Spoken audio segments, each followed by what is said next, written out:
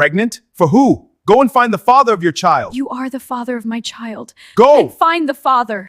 I know you are lying. You want to reap where you didn't sow. Go and find the father of what you are carrying. It can never be my son. Go away!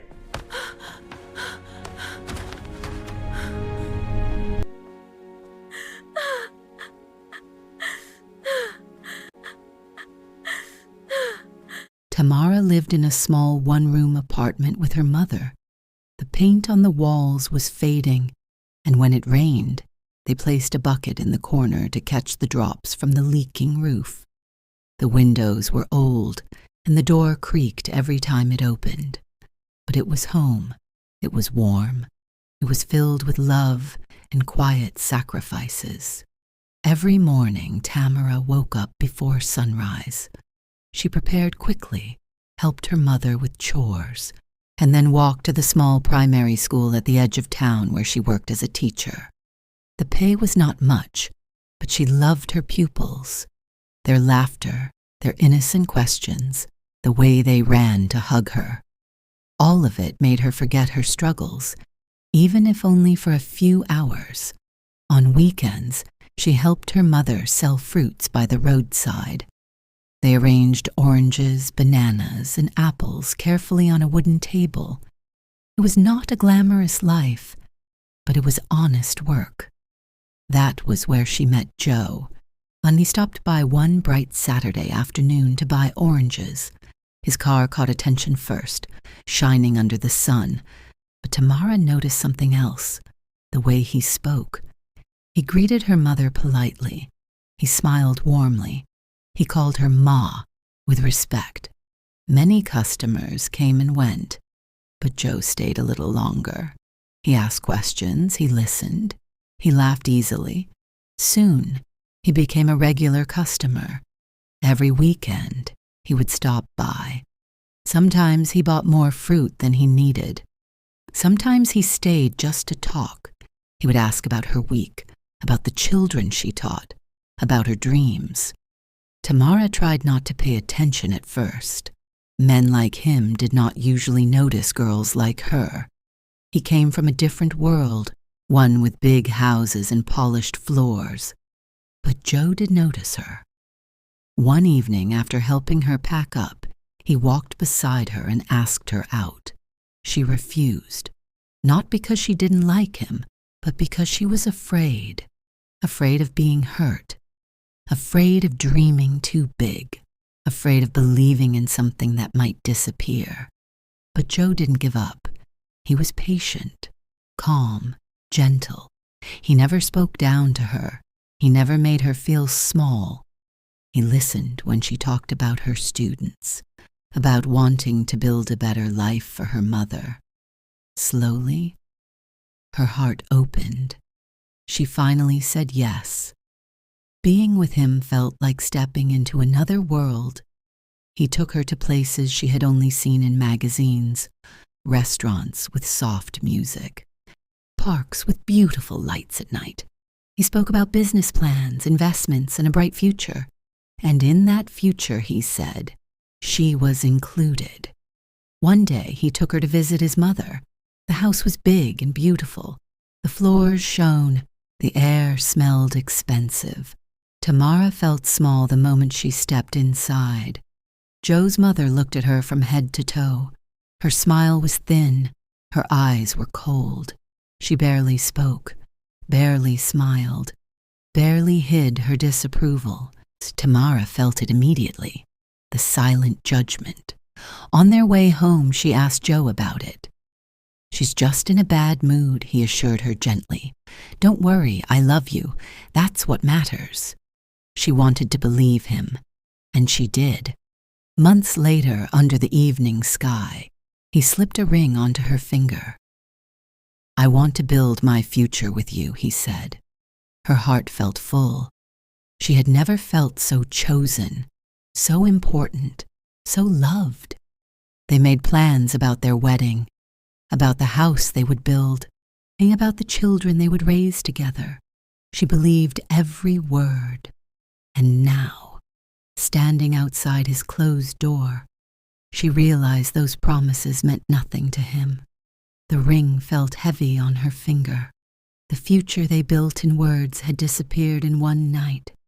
Everything she thought was real was gone. Tears rolled down Tamara's face as she walked slowly down the street. The sky was already growing dark, and the evening breeze felt cold against her skin. But the cold inside her heart was worse, and every step she took felt heavy. Joe's words kept repeating in her head. Don't ever come back. She placed her hand gently on her stomach. How was she going to tell her mother? That thought alone sent cold shivers down her spine. Her mother had warned her many times to be careful. She had seen the difference between their world and Joe's world. She had tried to protect her. And now, everything had fallen apart. When Tamara reached home, she paused at the door. She wiped her tears quickly and tried to steady her breathing before going inside. The small room was quiet.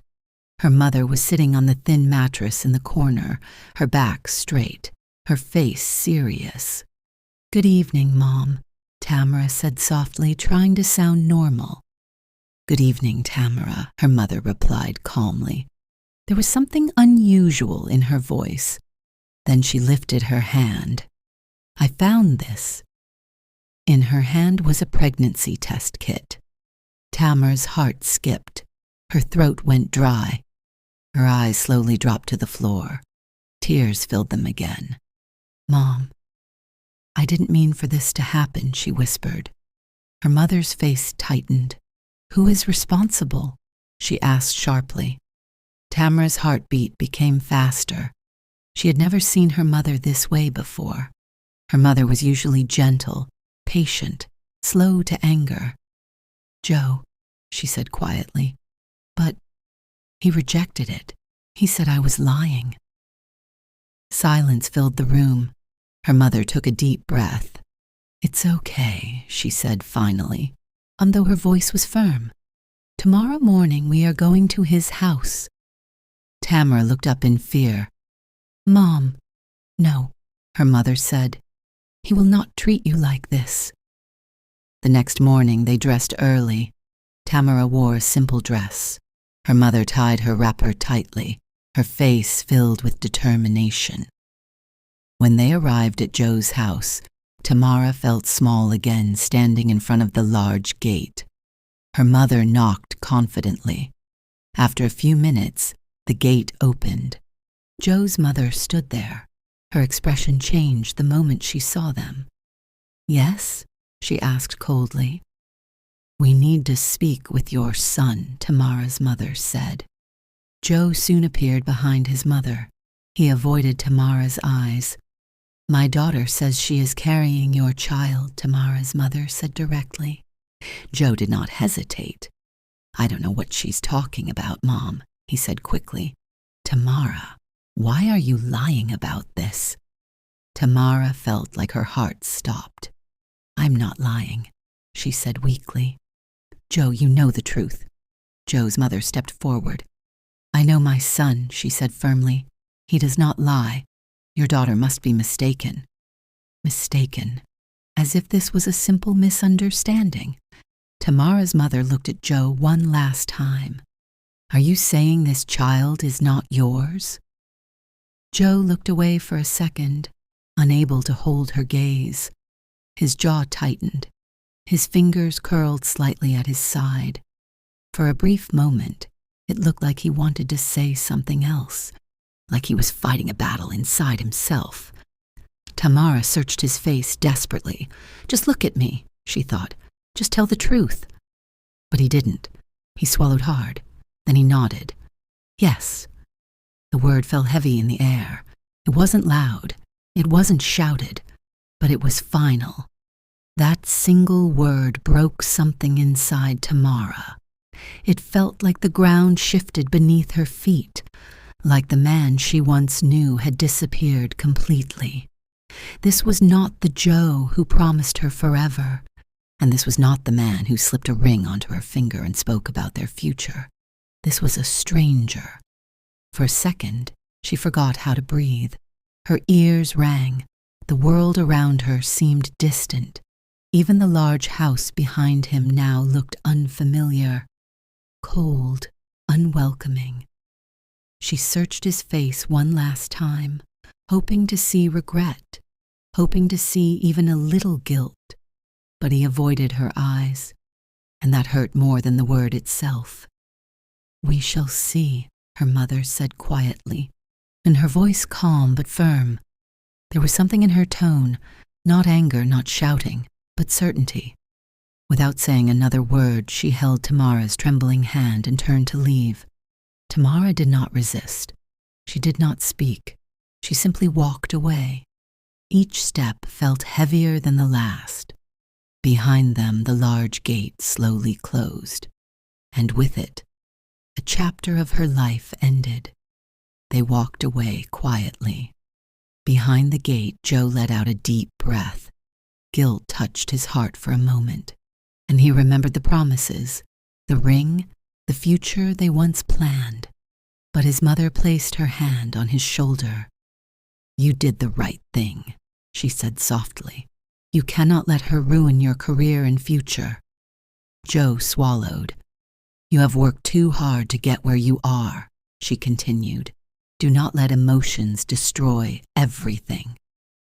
Slowly, he convinced himself that she was right. That night, inside their small room, Tamara sat on the mattress, her eyes red from crying. "I'm sorry, Mom," she said softly. "I'm sorry for everything."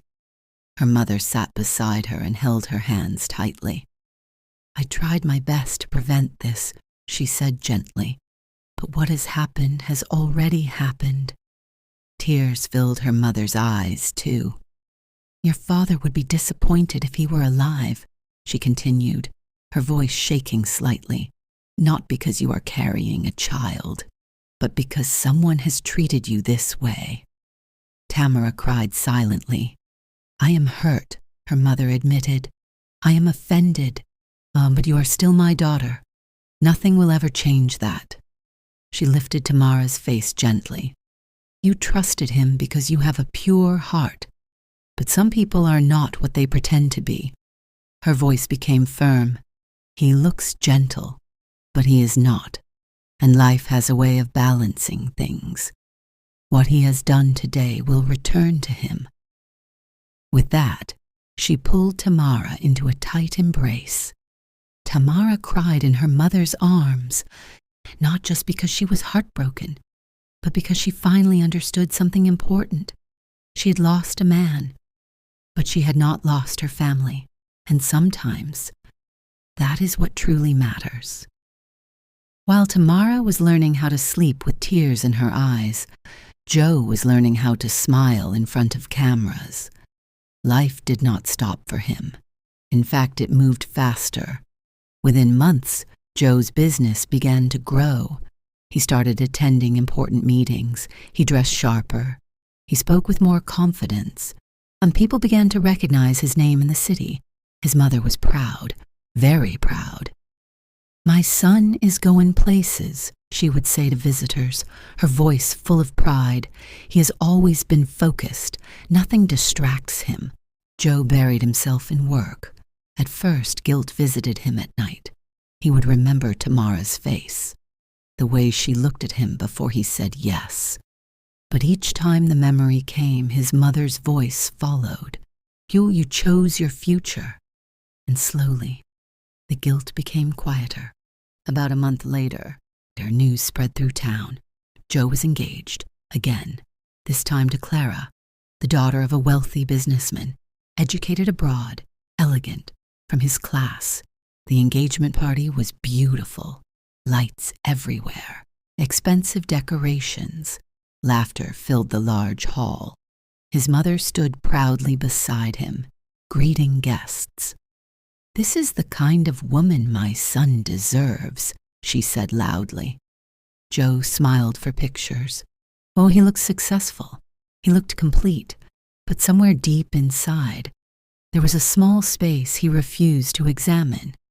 Meanwhile, on the other side of town, Tamara's world had become smaller, Her pregnancy was not easy. Morning sickness became her daily companion. Some days she could barely stand in class, yet she continued teaching. She needed the salary. The town began to talk. Whispers followed her. "Isn't she the one?" I heard the man denied it. "She just wanted to trap him down. Oh, she's very selfish. She thought she could marry rich." The words were quiet, but sharp. Tamara learned to lower her head and keep walking. Her mother stood by her side, but the stress began to show. Selling fruits became harder. Some customers stared too long. Some asked careless questions. One evening, after a long day, her mother sat down suddenly, holding her chest. "Mom?" Tamara rushed to her. "I'm fine," her mother said, forcing a smile. But she wasn't. The worry, the embarrassment, and the financial pressure. It was too much. Hospital visits became another expense they could barely afford. Tamara started tutoring children after school to earn extra money. She slept less, ate less, but she never complained. Sometimes, when she placed her hand on her growing stomach, she would whisper softly, "You are not a mistake." Months passed. Her body grew heavier. Her steps are slower. Joe's wedding date was announced the same week Tamara went into labor. And life can be cruel in its timing. The night her labor began, rain fell heavily outside. The small room felt smaller than ever. Her mother held her hand tightly. "Be strong," she whispered. After hours of pain and tears, a cry filled the room. A baby boy, small, fragile, beautiful. Tamara held him close, tears falling freely, but this time they were different tears. She looked at his tiny face. He had Joe's eyes. For a brief second, her heart ached. But then something changed inside her. And she was no longer just a girl who had been rejected. She was a mother. Days turned into weeks, weeks into months. Raising a child alone was not easy. Money was always short. Sleep was rare. Her mother's health continued to worry her. Sometimes at night, when her son finally slept, Tamara would sit quietly and think, "Is this my whole life? Is this where my story ends?" One afternoon, while walking through the market with her baby tied to her back, she overheard two women whispering again. That's her. The one whose man left her. Tamara stopped walking. For the first time, something inside her refused to shrink. She walked home slowly. She looked around their small room. The leaking roof, the thin mattress, the medicine on the table for her mother. She looked at her son sleeping peacefully, and in that quiet moment, a decision was born. She could stay and let the town define her, or she could leave, start somewhere new, where no one knew her story. That night, she spoke to her mother. "I want to leave town," she said quietly. Her mother looked at her for a long time, searching her daughter's face carefully. "Leave?" she asked softly. "And go where?" "Anywhere," Tamara replied. "Somewhere I can start again. Somewhere nobody knows me." Her mother was silent. The small room felt even smaller in that moment. "And the baby?" her mother asked gently. Tamara looked at her sleeping son. He was lying peacefully on the thin mattress, and unaware of the storms around him. Her voice trembled. "He will stay with you." Her mother's eyes widened slightly. "Tamara, I am not abandoning him," she said quickly. "I am doing this for him. If I stay here, I will always struggle. I will always be reminded of what happened. I need to go somewhere I can build something better." Tears filled her eyes, but her voice remained firm. "I will send money. I will come back for him when I am strong enough. Oh, I promise." Her mother watched her carefully. She knew that look in Tamara's eyes. It was no longer the soft, innocent look of a girl in love. It was determination. "My sickness is not that serious," her mother said after a while. "I can still take care of him. Do not worry about me." Tamara reached into a small metal box under the bed. Inside were her savings, money she had gathered from teaching, tutoring. It was not much, but it was everything she had. She counted it slowly, then divided it into 2 equal parts. She handed one half to her mother. "Use this for yourself and for him," she said softly. Her mother tried to refuse, but Tamara insisted. "The other half will help me start," she added. Within weeks, Tamara resigned from her teaching job quietly. She did not explain much. She sold a few personal items she no longer needed. She packed her clothes into one small bag. There was no big farewell, no dramatic goodbye, just a quiet mourning. Shout out to our amazing viewers around the world.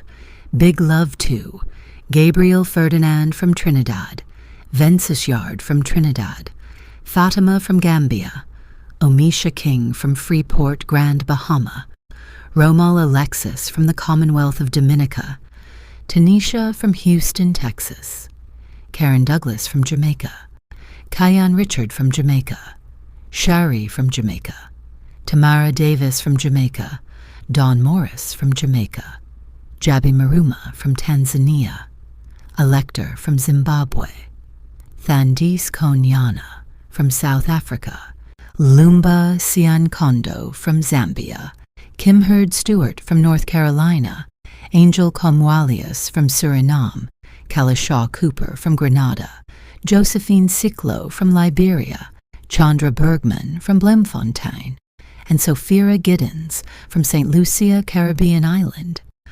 And to all our other viewers from different countries around the world, we see you and we appreciate you. Please don't forget to subscribe, like, comment, and share. Thank you for being part of NFC Nation. Now back to the story. The sun had barely risen when she stood outside their small apartment. Her baby was in her mother's arms, still half asleep. Tamara kissed his forehead gently. "I will come back for you," she whispered. Then she hugged her mother tightly. The same town where she once dreamed of love stood silently around her. The same town that watched her fall. She took one last look. Then she turned away. She did not know where life would take her next. But this time, she was not running in shame. She was walking towards something greater, and somewhere far behind her, Joe was celebrating a life he believed was perfect. He had no idea. The woman he rejected was about to build a future he could never imagine. Life in the city was nothing like Tamara imagined. The buildings were taller, the roads were louder, the people moved faster, but for her, everything felt harder. With the small savings she had brought, she rented a tiny room in a crowded part of the city. The walls were cracked, and the window did not close properly.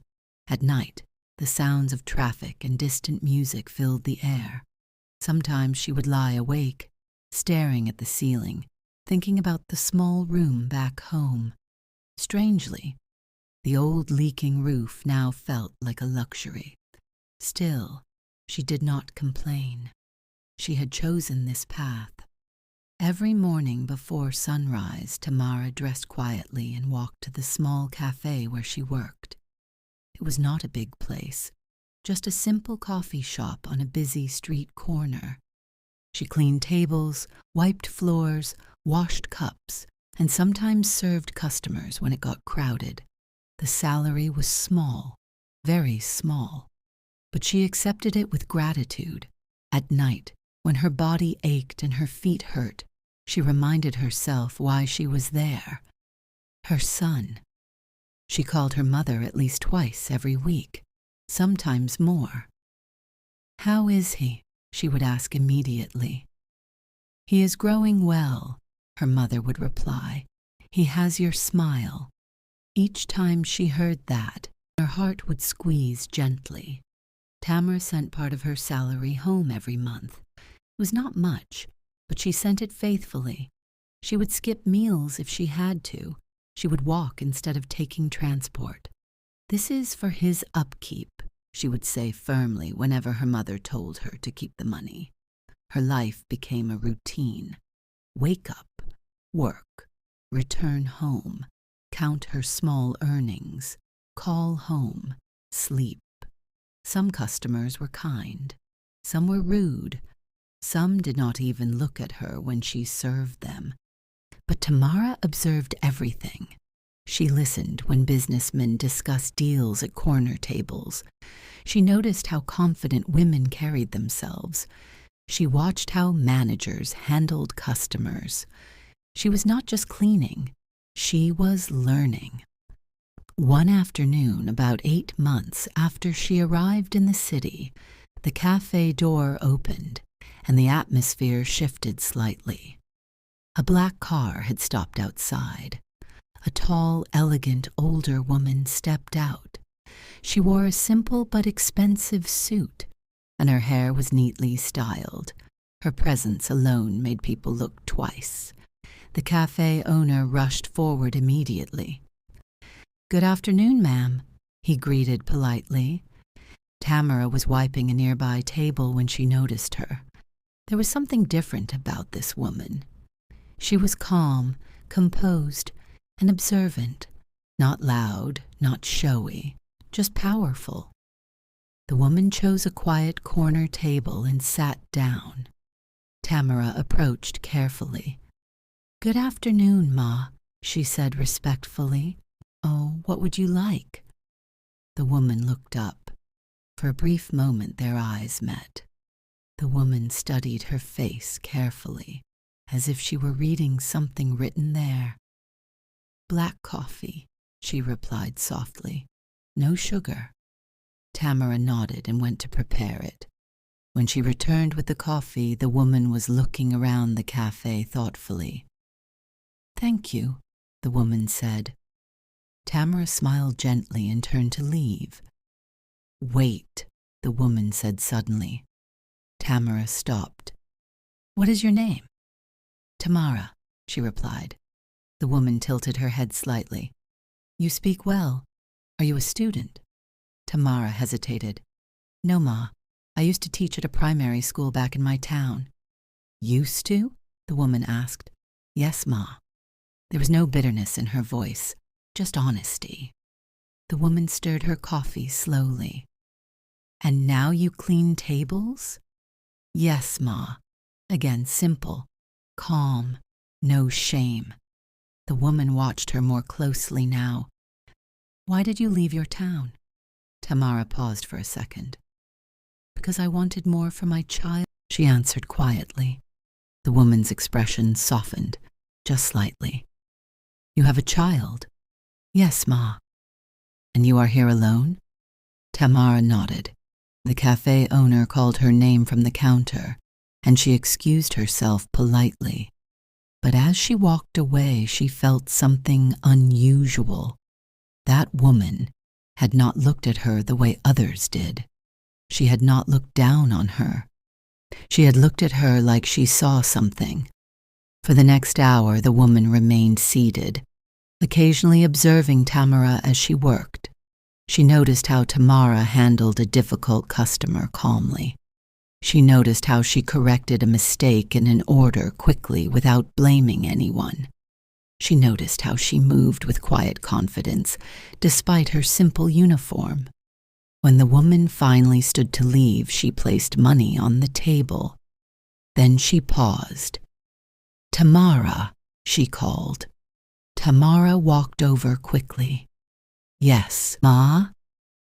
The woman took out a small card from her handbag. "I own a company," she said calmly. "We are looking for someone reliable in our administrative office." Tamara blinked. "This is not charity," the woman continued. It is an opportunity. Come tomorrow morning if you are interested." She placed the card in Tamara's hand. Tamara stared at it. Her heart began to beat faster. "Thank you, Ma," she said softly. The woman gave her one last long look. "Do not waste your potential," she said quietly. Then she walked out of the cafe.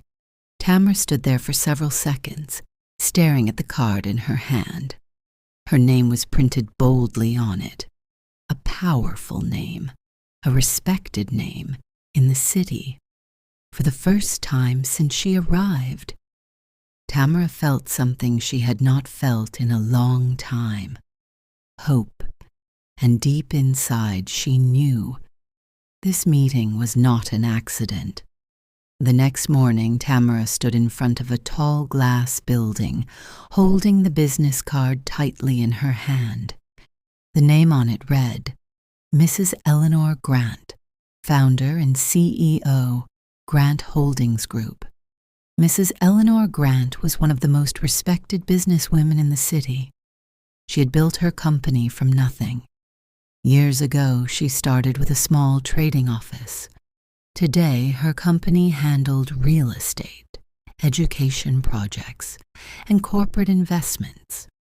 People described her as disciplined, sharp-minded, and impossible to deceive. Tamara took a deep breath and walked inside. When she was shown into Mrs. Grant's office, and she was surprised. The woman from the cafe looked even more commanding behind her desk. "You came," Mrs. Grant said calmly. "Yes, Ma," Tamara replied. Mrs. Grant did not offer sympathy. Instead, she asked questions about Tamara's education, about her past job as a teacher, about why she left her town. Tamara answered honestly. After a long pause, Mrs. Grant nodded. "You will start as a junior administrative assistant. You will learn. If you prove yourself, you will rise." And Tamara proved herself. She arrived early every day. She took notes carefully. She asked questions when she did not understand something. She stayed late to review files. She watched how meetings were conducted. She studied how decisions were made. She was no longer just surviving. She was preparing. Mrs. Grant noticed her discipline and quiet intelligence. Slowly, she began trusting Tamara with bigger responsibilities. For the first time in years, Tamara felt something growing inside her again. Not fear, not shame, but purpose. 7 years later, everything had changed. Tamara was no longer the young woman who left town with tears in her eyes and only a small bag in her hand. She was now respected, confident, and powerful. In the city, people knew her name. She worked closely with Mrs. Eleanor Grant and had risen through dedication and discipline. What started as an administrative job had grown into partnership. She handled major projects and signed contracts and led meetings with confidence. She had built wealth the quiet way, through patience, wisdom, and hard work. Meanwhile, Joe's life had taken a different turn. After divorcing Clara, he married again and again. 3 wives in total, but none of them gave him a child. They visited hospitals. They ran tests. Each time the doctor said the same thing. "Sir, there is nothing medically wrong with you or your wives." But there was no child. Clara had once suggested adoption. When she had spoken gently, "Let's adopt a child. Family is not only by blood." But Joe's mother rejected the idea immediately. "We do not raise another person's blood," she said firmly. Clara eventually left, saying she could not stay in a marriage where his mother made every decision. Now Joe was growing older. His house was big. His cars were expensive. But there was no laughter of a child inside. Still, he listened to his mother. Then one cool Saturday morning, a sleek black GLE drove slowly into the old town. The villagers paused. Some stood at the roadside, others whispered, "Whose car is that?" It must belong to someone important. The car moved confidently until it stopped in front of a small house with faded paint, the same house that had once seen Tamara leave in silence. Tamara's mother was outside, sitting under a small shade. Beside her stood a tall, handsome boy, no longer a baby. When the car door opened and Tamara stepped out, her mother froze. For a moment, she thought she was dreaming. Tamara looked elegant, graceful. Her presence alone commanded respect. "Mom," she said softly. Her mother rushed forward immediately, tears filling her eyes. "Tamara." They embraced tightly. Then Tamara turned to the boy, her son. He had grown taller than she imagined. His eyes were bright, his smile is confident. She knelt slightly and hugged him tightly. "I missed you," she whispered. They had spoken often on the phone, and she sent money regularly. She hadn't visited over the years, but seeing him grown like this filled her heart completely. People passing by stopped to watch. Within minutes, whispers began spreading. "Tamara is back. She came with a luxury car. She looks rich." The news traveled fast, faster than wind. Tamara did not just visit. Within days, she made a bold move. She took her mother and her son back to the city with her. Then she returned again to the town, this time, and with engineers and workers. The old house, the one filled with painful memories, was demolished. People watched in shock. What is she doing? She's rebuilding? Within 1 month, a beautiful modern house stood where the old one had been. It was elegant, strong, different from anything the town had ever seen. The villagers were amazed. "No one has ever built something like this here. How rich is she?" Her success became the talk of the town. And eventually, the news reached Joe and his mother. Joe's mother listened carefully as someone described the new house, the cars, the visitors from the city. A thought formed in her mind. "7 years have passed," she said slowly. "The other women could not give you a child." Joe remained silent. "She must be struggling to raise that boy alone," his mother continued. "This is the time to take what is ours." Joe hesitated for a moment, but like an obedient son, he agreed. On the day they decided to go see for themselves happened to be the same day Tamara organized a housewarming celebration. Cars arrived from the city, one after another. Business partners, influential guests, well-dressed men and women filled the compound. Music played softly. Laughter echoed. The town had never seen such a gathering. Then Joe and his mother walked in. They tried to appear calm, composed, but shock filled their eyes. They did not expect this. They did not expect her to rise this high. Tamara stood across the compound, speaking with guests when she saw them. For a second, the past flashed in her mind. The rejection, the denial, the humiliation. But she did not lose her composure. She excused herself politely and walked toward them. Her expensive perfume mixed with her confident aura. The crowd slowly became aware of the tension. Joe's mother spoke first. "We came to collect what is ours." Silence fell around them, and Tamara looked at her calmly. "What exactly is yours?" she asked softly. "Our grandson," Joe's mother said firmly. "You cannot raise him alone anymore." Murmurs spread among the guests. Tamara smiled slightly. "My son," she said clearly. is not an object to be collected. Joe tried to speak. You know he is my child. Tamara looked directly into his eyes. 7 years ago, she said calmly, you denied him in front of witnesses. You said he was not yours. The crowd became quieter. Now that he has grown strong and I have built a future for him, you remember blood? Her voice remained steady. You chose your path. I chose mine. Joe's mother tried again. You cannot erase blood. Tamara stepped closer. Blood is not just about birth, she replied. It is about responsibility, about protection, about standing when it is hard. You lost that right long ago. The humiliation was clear. Guests whispered. Some of Joe's business associates were present, men who had started partnering with Tamara in recent years. They heard everything. They saw everything. Joe and his mother realized too late that this confrontation was public.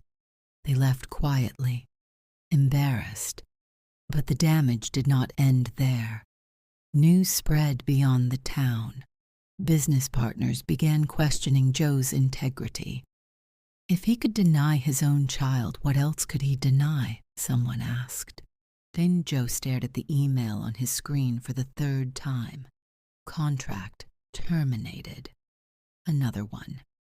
His hands tightened around his phone as he quickly dialed one of his business partners. Why are you withdrawing? He asked, trying to keep his voice steady. We had an agreement. There was a pause on the other end. Then the man spoke calmly. We heard what happened at the housewarming. Joe swallowed. This is business, he said quickly. It has nothing to do with my personal life. It does, the man replied firmly. We can't work with someone who abandons responsibility. The call ended, and the silence that followed felt heavier than the loss. Deals were paused. His remaining wives heard the full story. Within months, they left too. Property was divided, assets reduced. Joe's wealth began to shrink. For the first time, he and his mother sat in silence in their once grand house. And slowly, they realized something painful. They had not lost a child. They had lost honor. They had lost respect. And they had destroyed their own future. Meanwhile, in her new home, Tamara watched her son play in the courtyard. Peace filled her heart. She had returned, not for revenge, but for closure. And this time, she was the one who chose to walk away. The same gate he once closed on her had now closed on him forever, months after the housewarming party. And when the gossip had settled and the town had adjusted to Tamara's new life, Joe and his mother returned. This time there were no loud words, no pride, no demands. They came quietly. Tamara was sitting in her living room when the security informed her that she had visitors. When she stepped outside and saw them standing at the gate, she felt no anger, only calm. Joe looked different, thinner, less confident. His mother, once so firm and commanding, now looked smaller. Tamara, Joe said softly. She allowed them inside. They sat across from her in the bright living room, a room built from strength, not luck. Joe lowered his head. I was wrong, he began. Everything that has happened, I deserve it. I denied my own child. I listened to pride instead of truth. His mother wiped her eyes quietly. We came to ask for forgiveness, she said. We acted out of arrogance. Tamara listened patiently. She had waited years for this moment, and she once imagined shouting, crying, reminding them of every painful word. But she had outgrown that girl. You opened my eyes, Tamara said calmly. Back then, I was naive. I thought love was enough. I thought promises meant security. She looked directly at Joe. But you taught me something. Joe raised his eyes slowly. You taught me that not everyone who smiles means well. You taught me that strength grows in pain. And you taught me that sometimes rejection is redirection. Silence filled the room. Everyone who comes into our life comes with a lesson, she continued. Some bring comfort, some bring growth. You brought growth. Joe's eyes filled with regret. I forgive you, Tamara said clearly. Both Joe and his mother looked up quickly. But forgiveness does not mean going back, she added. Joe nodded slowly. I will not take you back, she said gently. The past cannot be rebuilt, and too much was broken. She paused before continuing. You may see your son, but only when I am present. He will not grow up confused. He will not be influenced by pride. Joe accepted it silently. Then Tamara looked at him more seriously. You need to learn how to make your own decisions.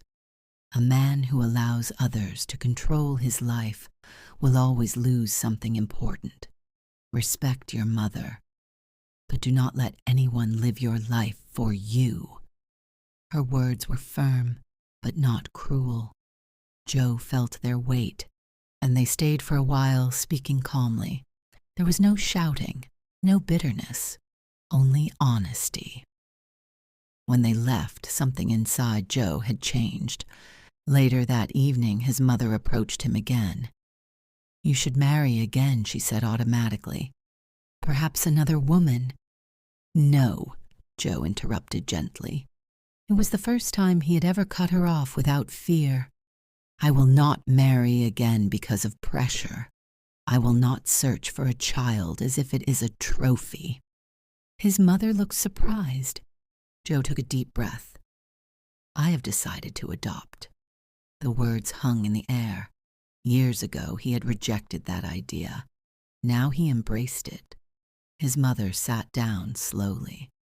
For the first time, she saw clearly how her pride had shaped his mistakes. I only wanted the best for you, she whispered. But you chose for me, Joe replied softly. And I allowed it. Tears filled her eyes. I ruined your happiness, she said. I interfered too much. Joe sat beside her. The damage is done, he said gently. But we can still grow. His mother held his hand. Forgive me, she whispered. Joe nodded. I forgive you. But both of them understood something important. Some mistakes cannot be erased. They can only be learned from. Months later, Joe adopted a little girl. This time he made the decision himself. He chose love over pride. He chose responsibility over image. He stopped living to impress people. He started living to become better. Tamara, on the other hand, he continued to grow her business and raise her son with wisdom. She did not raise him with bitterness. She taught him strength, respect, and independence. And whenever he asked about his father, she spoke without hatred. People make mistakes, she would say. What matters is whether they grow. The town watched both families change in different ways, and in the end, the true lesson became clear.